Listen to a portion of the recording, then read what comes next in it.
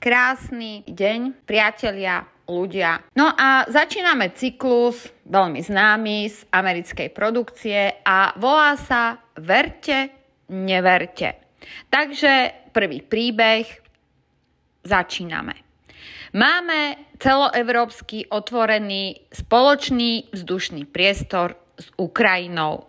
Neviem, kto zo štátov, poslancov, ktorých naozaj neviem, bol proti, eventuálne sa tváril, že je neprítomný minimálne duchom a zdržal sa.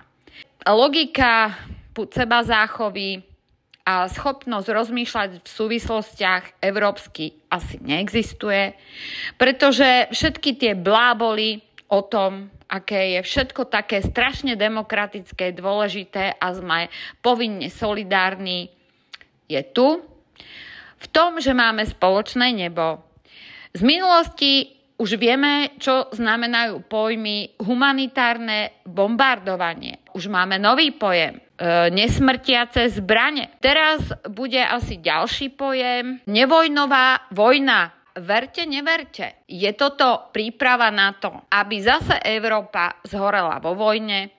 Minimálne na začiatok všetci naši spolueurópania v rámci kozy, čiže kolektívneho západu, si už určite medlia ruky, že ale veď to bude len stredná a východná Európa, v pohode. Verte, neverte, priatelia, ľudia, človekovia. Je to fikcia? Alebo sa to naozaj deje a stane?